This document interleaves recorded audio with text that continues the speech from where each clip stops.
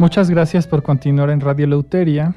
Y pues bien, con respecto a lo que sucedió hace unos días sobre la derogación Roe contra Wade, muchas personas me escribieron con el reclamo de que había sido obra de los republicanos, incluso que había sido obra del mismo Donald Trump.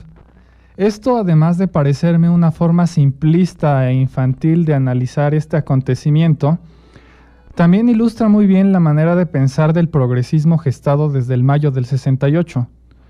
Que la Corte Suprema haya derogado el caso Roe contra Wade no supone la prohibición del aborto en Estados Unidos. Perdón.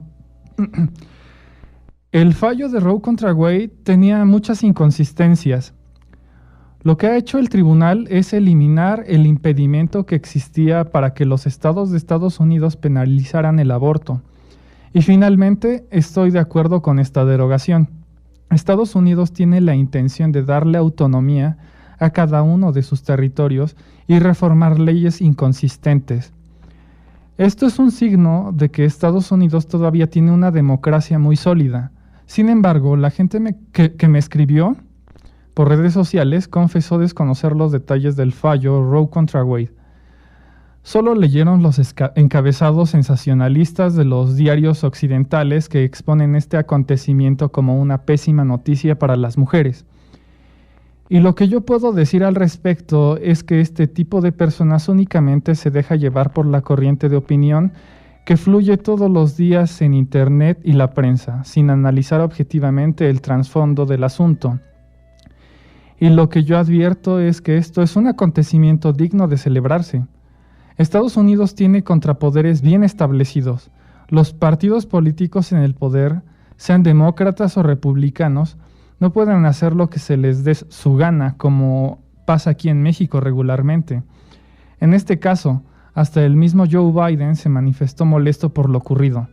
Eso nos demuestra que afortunadamente en Estados Unidos el poder ejecutivo no puede hacer lo que quiera todo el tiempo. Dejando de lado el análisis democrático desprendido de la derogación Roe contra Wade, debemos examinar la problemática moral que conlleva este acontecimiento. Por ello me permito presentar en este programa uno de los libros más leídos, más discutidos, más odiados y más aclamados en los últimos años. Y me refiero al libro negro de la nueva izquierda, escrito por Agustín Laje y Nicolás Márquez, que serían los Bernard-Henri Lévy argentinos, o más exactamente los Eudosio Rabines actuales. Este es el libro negro de la nueva izquierda, ideología de género o subversión cultural, escrito por Nicolás Márquez y Agustín Laje y publicado por la editorial Grupo Unión. Nuestros radioescuchas y suscriptores de nuestro canal de Radio Eleuteria podrán reconocer este libro precisamente por su portada. Son dos jóvenes escritores argentinos que, para ser franco, no conocía hasta hace un año. Mi mamá acostumbra a ver sus videos en internet y por ella es que yo tuve aproximación a sus conferencias y posteriormente me compré este libro que vengo a presentar a ustedes el día de hoy. Perdón. Asimismo, debo agregar que a partir de lo que he advertido en redes sociales, estos dos escritores tienen el gran don de la paciencia. Constantemente los he visto debatir con personas que realmente considero estúpidas, recalcitrantes y violentas. Sin embargo, ellos, a pesar de ser insultados, descalificados e incluso agredidos físicamente, mantienen la calma, responden con formalidad y sin caer en provocaciones. Creo que yo nunca podría estar en sus zapatos sin conseguirme una úlcera gástrica, y tampoco quisiera estar en sus zapatos. Ellos mismos han declarado que han sido víctimas de varios ataques, amenazas, campañas de desprestigio y cancelación. Y les creo, la verdad es que les creo, pues conociendo de antemano el comportamiento fanático de los grupos que cuestionan, no me cabe la menor duda. Es algo que realmente no me sorprende. Los temas que ellos abordan son temas que todos conocemos, pero que casi nadie quiere hablar abiertamente. Y no se debe a que se traten de temas complejos y difíciles de explicar, todo lo contrario. El feminismo, el aborto, el lobby LGBT, el marxismo cultural, el populismo latinoamericano y la ideología de género son temas que se nos presentan a cada momento, pero que nadie se atreve a cuestionarlos porque tenemos miedo de ser estigmatizados por una minoría que pretende predicar la tolerancia a partir del acoso, el chantaje intelectual, el sectarismo y el radicalismo. Y este miedo a la libre expresión está completamente justificado, ya que el marxismo se ha convertido en la religión del siglo XXI, y como toda religión, no tolera la herejía. El hereje del siglo XXI, por lo tanto, es un incordio, un perseguido y un blasfemo. Por este motivo que el libro negro de la Nueva Izquierda es digno de leerse con atención. Es un libro subversivo y atrevido, pero se permite criticar el pensamiento dominante de la actualidad. Por ello es que respeto a estos dos autores. Yo invito a nuestros radioescuchas y amigos suscriptores de Radio Eleuteria a comprar este libro y leerlo con atención. El libro parte del postulado que coloca a estos nuevos movimientos de reivindicación social como es el feminismo, el lobby LGBT, el indigenismo en América, el multiculturalismo en Europa y el ecologismo anticapitalista, como las nuevas caras que adoptó el marxismo luego de su rotundo fracaso a partir de la desintegración de la Unión Soviética. Y esto requiere una explicación aunque sea breve. Recordemos que la explicación marxista de la realidad parte de una definición un tanto topográfica. Para Marx, todo fenómeno cultural, científico, jurídico o filosófico estaba determinado por una base o lo que él llamaba una Unterbaum, es decir, una estructura. Esa base o estructura eran los modos de producción de una sociedad. Según la definición marxista, para que la cultura pudiera ser cambiada, era necesario que el proletariado tomara el control de los modos de producción de esa sociedad. En otras palabras, la revolución marxista ortodoxa era una revolución gestada a partir del espectro económico. Sin embargo, fue Gramsci el que postuló una reinterpretación del marxismo, posiblemente por no conocerlo de primera mano, ya que Gramsci escribió casi toda su obra en prisión y con escaso acceso a las fuentes bibliográficas. Y pretendió revertir la teoría marxista de una revolución vertical y ascendente a partir de la estructura económica. Gramsci postuló que el intelectual debía tener un rol primordial en la revolución socialista. El intelectual debía ser el líder de opinión, el encargado de formar una conciencia de clase, y de esa manera la revolución sería un proceso vertical descendente a partir de la superestructura cultural. Esta fórmula de Gramsci se aleja del materialismo marxista y resulta más cercano a catalogarse como un derivado del trotskismo, puesto que el trotskismo planteaba que la revolución debía ser estimulada. En otras palabras, como lo indicó el historiador británico Richard Pipes, la causa raíz de la Revolución de Octubre se debe a tres factores. El primero fue la Primera Guerra Mundial, el segundo fueron las torpezas cometidas por el zar Nicolás y sus ministros, los reiterados actos de incompetencia del zarismo obstaculizaron un buen manejo de los conflictos internos y externos de Rusia. Y el tercer y último factor fueron la beligerancia, la intransigencia y la ideologización de los intelectuales y políticos rusos. Ellos no tenían ningún interés de llegar a un acuerdo con el régimen zarista y hablando de la izquierda radical rusa, su único compromiso era con la revolución y el terrorismo. Estos últimos no querían resolver los problemas internos de Rusia, todo lo contrario. Querían profundizarlos y agravarlos para así legitimar una revolución sangrienta a partir del colapso de la nación. Pipes y Joseph Schumpeter aseguran que las rebeliones suceden, pero las revoluciones se hacen. El descontento social es una condición necesaria para la revolución, pero no condición suficiente. Este descontento debe ser estimulado, organizado y alimentado. Para Marx, la revolución socialista se daría por añadidura gracias a las contradicciones internas del capitalismo burgués. Y de alguna manera la nueva izquierda, más allá de que hay una deliberada pretensión de trasladar el conflicto al ámbito cultural, muchos sectores de la propia izquierda revolucionaria atribuyeron el fracaso de la Unión Soviética a una falta de transformación cultural por parte de la sociedad. De acuerdo con este postulado, se indica la idea de que la sociedad debe guardar en su conciencia una idiosincrasia que le permita aceptar una revolución socialista en el plano económico a partir de un precedente cultural que sería una revolución socialista en el plano cultural. De esta forma, a pesar de que no lo indica claramente el libro de Lage y Márquez, pero que en la actualidad lo advertimos bastante bien, es el hecho de que el progresismo legitima los principales postulados del marxismo ortodoxo.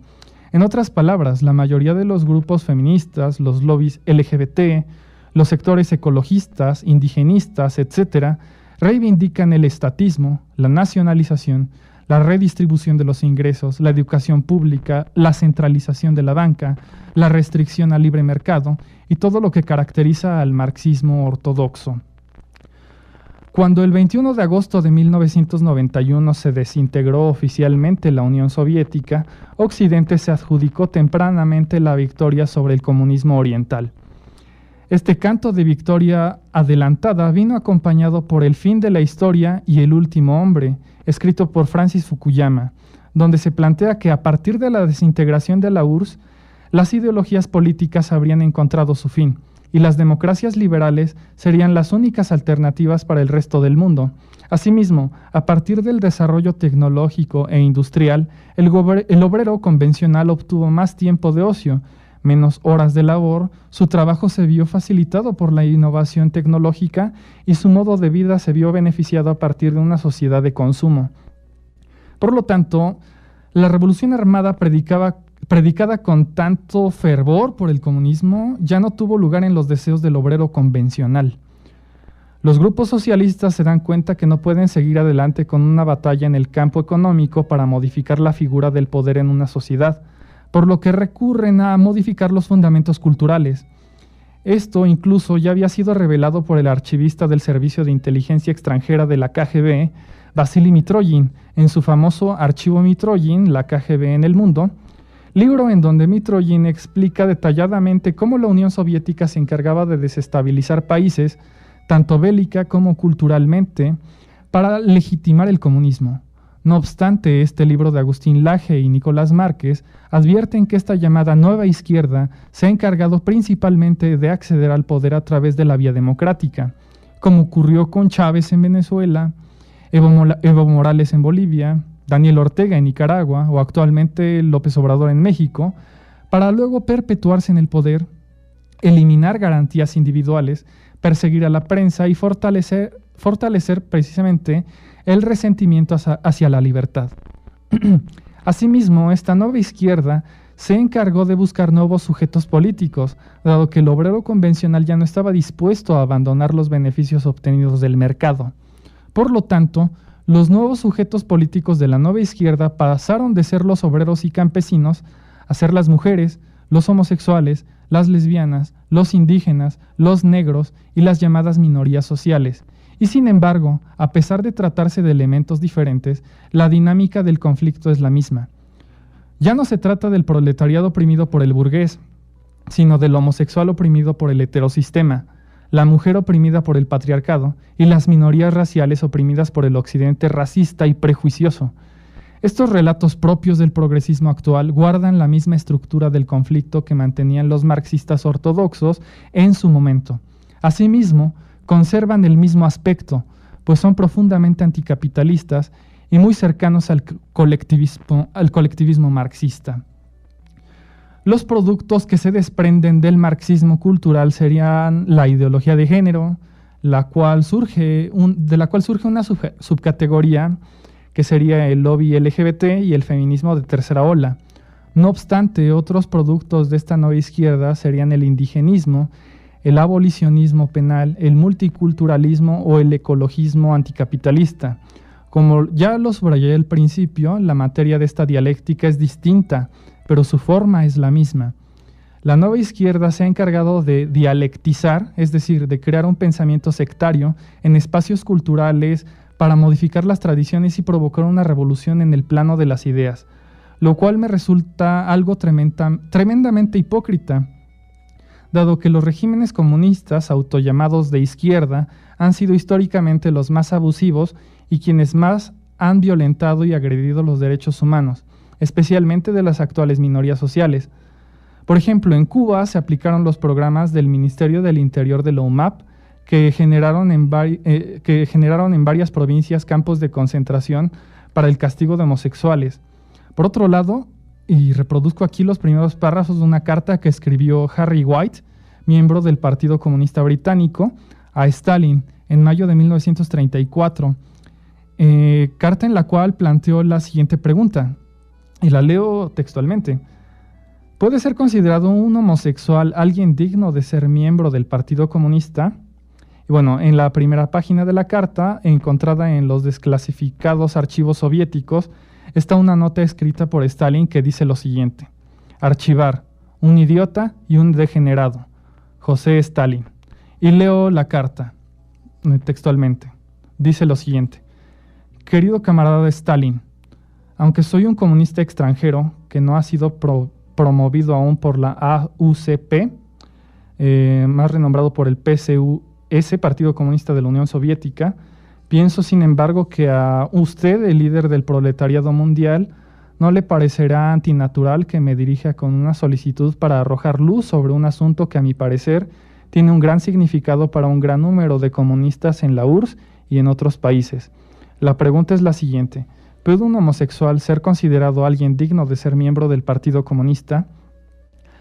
La ley de responsabilidad penal por sodomía promulgada recientemente, la cual fue firmada por el Comité Ejecutivo Central de la URSS el 7 de marzo de este año, aparentemente supone que los homosexuales no pueden ser reconocidos como merecedores del título de ciudadanos soviéticos.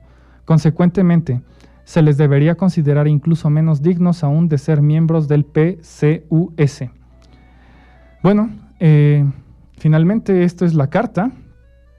Y el hecho de que Stalin catalogara a Harry White como un degenerado y un idiota no debe sorprendernos demasiado, puesto que la gran enciclopedia soviética definía la homosexualidad como una degeneración antinatural burguesa. Pasando de largo estos datos históricos, este libro suele recibir críticas mal fundamentadas y maliciosas que pretenden darle una guerra sucia a través de ataques directos, como por ejemplo que los autores son homofóbicos, misóginos, racistas y hasta apologistas del odio. Sin embargo, si realizamos una lectura objetiva del libro, advertiremos que lo único que combaten los autores es la instrumentalización que hacen estos sectores progresistas de las minorías. Y esta instrumentalización política tiene el objetivo de fomentar agendas muy lejanas de los verdaderos intereses de estas minorías, incluso como es el caso del feminismo radical. Mercantiliza y financia instituciones públicas corruptas con las lamentables muertes de las mujeres. Por otro lado, además de este inicio teórico, el libro aborda las distintas formas en que se manifiesta el marxismo cultural en nuestra sociedad. El primer punto es el feminismo. El libro aborda las teorías construccionistas de 4 referentes del feminismo moderno, que van de la primera hasta la tercera ola del feminismo, que finaliza con la teoría queer. Y entre estos referentes, además de los 4 principales, está, por ejemplo, Clara Zetkin. Bueno, Simone de Beauvoir es un referente principal, al igual que Kate Millett, Monique Wittig y Judith Butler, pero también analiza a Shulamit Firestone y Beatriz Preciado. Asimismo, antes de comenzar con la presentación de estas teorías, quiero leer un fragmento de este libro, el cual dice lo siguiente, antes de comenzar precisamente con el abordaje de las teorías que maneja. Voy a leer lo siguiente. Antes de abordar la tercera ola del feminismo, nos interesa dedicar un apartado a la implementación de las ideas feministas que engendró el marxismo y que éste tuvo oportunidad de poner en práctica con la experiencia de la Unión Soviética a partir de 1917. En efecto, si la propiedad privada fue el origen del patriarcado, la progresiva abolición de dicho régimen económico debería haber traído la cacareada liberación de la mujer en tierras comunistas, como de hecho la propaganda soviética pretendió hacerle creer al mundo libre que estaba ocurriendo. Lo que ocurrió en la URSS puede dividirse en 2 etapas, una de destape y nihilismo que arranca con fuerza en la década de 1920, a poco de haber triunfado la revolución, y una de reacción y puritanismo frente a los nocivos efectos sociales advertidos tras una etapa de relajación moral que se buscó dejar atrás con arreglo a todos los medios habidos y por haber. La etapa de destape fue, entre otras cosas, el resultado de hacer el amor algo puramente material o fisiológico. En una palabra, se buscó despojar al amor de todo componente espiritual y moral. La citada Kollontai, por ejemplo, en un ensayo titulado Un sitio para el eros alado, instigaba a realizar los actos sexuales como un acto similar a muchos otros, a fin de satisfacer necesidades biológicas que solo son un estorbo y que hay que suprimir, con objeto de que no interfieran en lo esencial, es decir, la actividad revolucionaria. La protagonista de la novela El amor de 3 generaciones de Kollontai esbozaba: a mi juicio, la actividad sexual es una simple necesidad física. Cambio de amante según mi humor. En este momento estoy embarazada, pero no sé quién es el padre de mi futuro hijo y me da igual. Bueno, lo que sigue, saltando algunos párrafos, dice algo muy interesante. Tan así era que el célebre periódico soviético Pravda publicó en su edición del 7 de agosto de 1925 un artículo que, entre otras cosas, decía: los estudiantes desconfían de las jóvenes comunistas que se niegan a acostarse con ellos. Las consideran como pequeño burguesas retrasadas que no han sabido liberarse de los prejuicios de la antigua sociedad. Existe una opinión según la cual no solo la abstinencia, sino también la maternidad proceden de una ideología burguesa. La mujer liberada soviética no era, pues, otra cosa que el conducto a través del cual el hombre satisfacía sus necesidades materiales, y cuando aquella no se prestaba a tal cosa, su negativa era leída, como no podía ser de otra manera, en términos de lucha de clases. En una carta publicada en la misma edición de Pravda, una mujer soviética escribía: otro comunista, marido de mi amiga, me propuso que me acostara con él una sola noche, so pretexto de que su mujer indispuesta podía satisfacerle de momento. Cuando me negué, me trató de burguesa estúpida, incapaz de elevarme a la altura de la mentalidad comunista. Ahora bien, saltando otro párrafo, el clasismo y el racismo son primos hermanos, y asimismo a menudo la izquierda, todavía nostálgica del genocidio comunista del siglo pasado, por más que le pese y trate de ocultarlo, busca reivindicar la experiencia soviética, destacando los grandes avances que se lograron para la mujer que vio incorporársele en el mundo productivo y social. Pero estos encubiertos admiradores soviéticos no suelen reparar en el hecho de que sus primos hermanos, los de la Alemania de los años 40, hicieron lo propio, algo que, si fuera utilizado como argumento para reivindicar esta ideología de Alemania de los años 40, generaría las más ásperas críticas e indignaciones que jamás vemos producirse cuando se procura reivindicar el comunismo. Pues bien, esto es parte de lo que dice el Libro Negro de la Nueva Izquierda antes de abordar las teorías del feminismo de primera hasta la tercera ola, finalizando con la teoría queer. A partir del planteamiento de Beauvoir sobre el origen construccionista de la ontología de la mujer, la cual de antemano niega la esencia de la mujer en virtud de una explicación absolutamente social, por lo que como efecto lógico degenera en la conclusión de que la mujer no existe, ya que cualquier entidad puede ser considerada mujer en función de su construcción social, surge Kate Millett, quien continúa con la narrativa del patriarcado y su frase «lo personal es político» a partir de su libro Política Sexual, obra que, dicho sea de paso, leí en la maestría como fundamento de metodología de crítica literaria feminista y que me pareció tremendamente paparruchesco. Pero no nos centremos en la delirante y mal planteada crítica literaria que intenta hacer Kate Millett sobre autores como Jean Genet o David Herbert Lawrence. Lo importante por destacar de la obra de Millett es su intento por politizar la sexualidad humana en virtud de que el Estado pueda intervenir y gestionar la intimidad del ser humano.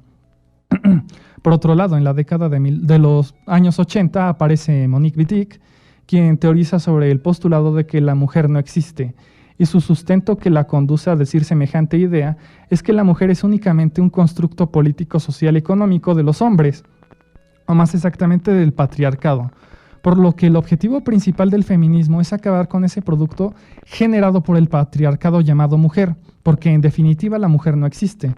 Esta idea actualmente ya fue implementada por políticas públicas en diferentes países, en donde dan por hecho que la mujer es simplemente un fantasma creado por los hombres. Recuerda el caso de la nadadora trans estadounidense Leah Catherine Thomas, quien compitió en el equipo masculino de natación de la Universidad de Pensilvania del 2017 al 2020 y en el equipo femenino de natación del 2021 al 2022. También el caso de un ex sargento de las Fuerzas Especiales estadounidense, Alana McLaughlin, que transicionó a mujer y le ganó con notable facilidad un combate a una luchadora mujer biológica de MMA profesional. Incluso se dan cuenta que utilicé el concepto mujer biológica para referirme a una mujer. La ideología de género ha permeado hasta nuestra lengua, porque finalmente, ¿cuál es la diferencia entre una mujer biológica y un hombre que se asume como mujer? Pero continuemos con la exposición de este libro. No hace falta mencionar que estas políticas públicas fomentan que los hombres puedan invadir espacios exclusivos que antes les pertenecían a las mujeres y que además los hombres puedan aprovecharse de estas políticas para salirse con la suya, como es el caso de numerosos presos que se trasladan a prisiones de mujeres. Por otro lado, el libro también aborda las teorías de Shulamit Firestone, quien postuló en Dialéctica del Sexo que los niños pueden ejercer su sexualidad y su economía libremente sin la vigilancia patriarcal de los adultos. En los años 90 aparece Judith Butler, quien maneja la tesis en su libro El género en disputa, de que el sexo siempre fue género, como el resultado de que la distinción entre sexo y género no existe como tal. Este construccionismo radical que maneja Butler plantea el hecho de que el comportamiento sexual humano está determinado única y exclusivamente por el contexto social y cultural. Las diferencias naturales y las diferencias culturales en el ámbito sexual, según el estudio de Butler, quedan indefinidas, así como las variables biológicas que determinan el comportamiento social del hombre y la mujer. Esta explicación unilateral del constructivismo es una herencia directa del marxismo ortodoxo, en donde se plantea que es la sociedad y no la naturaleza la que define al individuo. Incluso me hace pensar en el caso risible de Trofim Lysenko, el pseudocientífico soviético, quien por razones tanto ideológicas como pragmáticas, los dirigentes soviéticos y muy especialmente Joseph Stalin respaldaron y promocionaron sus ideas. A nivel ideológico, las tesis de Lysenko venían a apoyar los postulados supuestamente marxistas acerca de la moldeabilidad de la naturaleza humana, más allá de lo que impusiese la herencia genética. Y pues bien, yo los invito a permanecer en el siguiente bloque de Radio Eleuteria para terminar precisamente con la presentación de este libro. Y pues bien, no se vayan. Radio Eleuteria. Muchas gracias.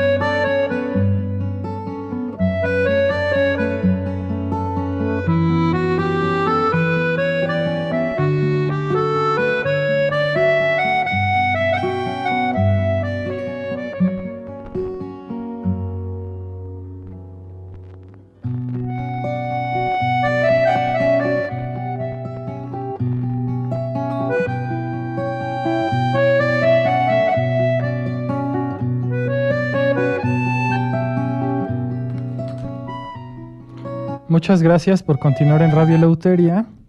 Y por otro lado, y siendo el último tema que abordaré sobre este libro, es el acontecimiento de las políticas a favor del aborto. Bueno, los registros del aborto en América se remontan hasta Margaret Sanger, quien fue una enfermera estadounidense, activista a favor de la educación sexual, escritora y fundadora de la Liga Estadounidense para el Control de la Natalidad, American Birth Control League. Dicha liga se convirtió en 1942 en la Federación Estadounidense para la Planificación Familiar, el actual Planned Parenthood Federation of America, que junto a otras asociaciones similares de numerosos países, contribuyó a crear en la India en 1952 la Federación Internacional de Planificación Familiar, de la que fue presidente hasta 1959.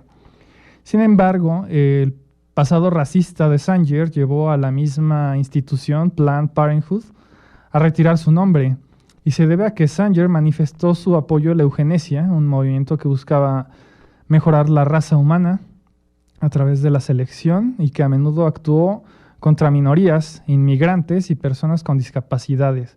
Sin embargo, esta institución ha garantizado el subsidio para las marchas a favor del aborto desde los últimos años. Esta institución, asimismo, es una red de clínicas que practican el aborto y que cuentan con alrededor de 46,000 alrededor del mundo. Lo interesante que plantean estos escritores es que a partir del corte financiero gubernamental por parte de Donald Trump en Estados Unidos, Planned Parenthood ha conseguido liarse en un nuevo mercado internacional que es América Latina, a partir del fomento de la cultura del aborto a través del financiamiento de grupos de presión. La discusión sobre el aborto es en una sociedad tolerante, digamos, que desea proteger los derechos fundamentales de cada individuo, significa debatir cuándo comienza la vida. La vida empieza de acuerdo a la genética moderna, cuando un espermatozoide, una célula masculina, y un óvulo, una célula femenina, se fusionan y forman una sola célula llamada cigoto, la cual a partir de este momento va a indicar una serie de divisiones que culminarán en el nacimiento de un ser humano. De esta forma, ese nuevo ser surge con un ADN irrepetible, distinto al de la madre y el padre, y la huella genética hoy en día es el criterio vital más avanzado que tenemos los seres humanos. La discusión se problematiza cuando se traslada del plano genético al plano del derecho positivo. Incluso muchos llamados liberales se manifiestan a favor del aborto. Sin embargo, estos pseudoliberales, así los llamo yo, caen en una contradicción de principios. En primer lugar, una política demográfica que distingue y une a los países comunistas es la planificación demográfica a partir del aborto legitimado, como lo fue en su momento la URSS, China actualmente, en donde se comercian con los órganos, a pesar de la actual restricción del aborto limitado a razones médicas, gracias a la actual crisis demográfica que atraviesan los chinos, y Cuba, que comercia con la sangre. Más allá de este dato, los estados determinan la vida humana a partir del derecho positivo y no a partir de la genética moderna. Eso debe de quedar claro. Esto quiere decir que el Estado determina al individuo a partir de una perspectiva arbitraria y contractual, o más exactamente, sí, contractual, llamémoslo así.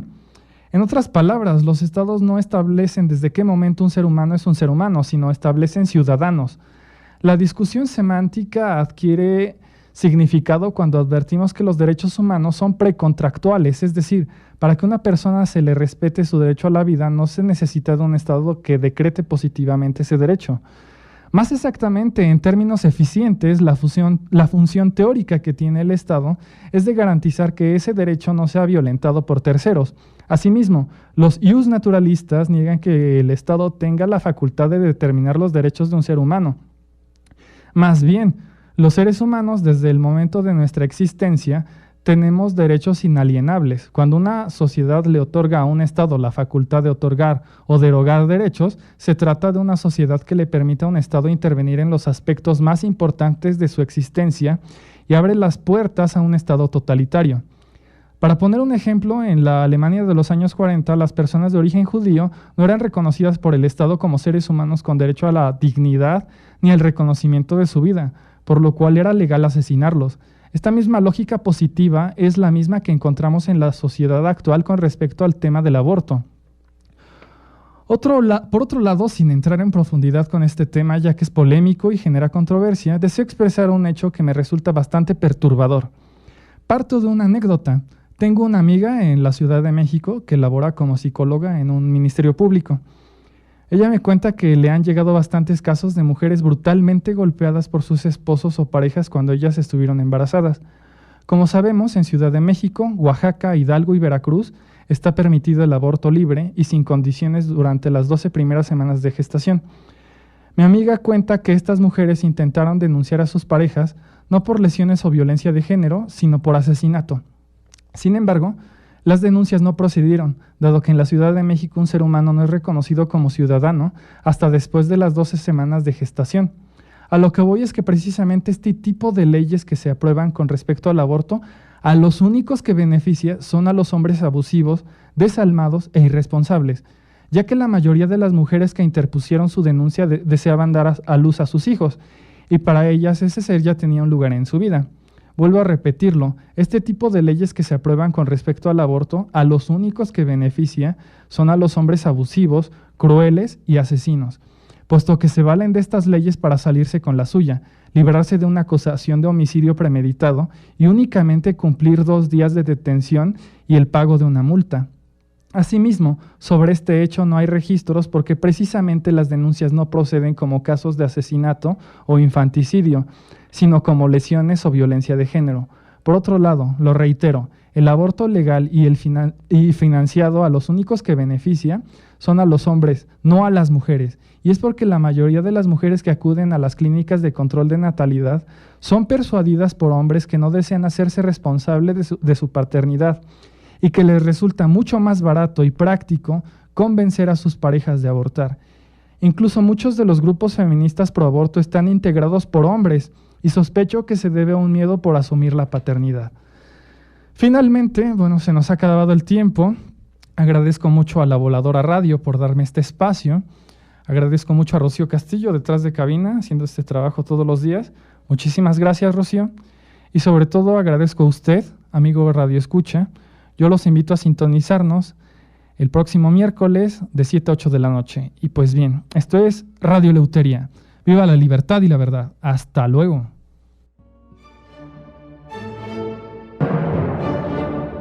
Este es el fin de nuestro programa, queridos radioescuchas. La verdad que lleva a la libertad. Los invitamos a sintonizarnos nuevamente en La Voladora Radio 97.3 FM o en www.lavoladora.org Radio Eleuteria. Y síguenos en nuestra página de Facebook Radio Eleuteria.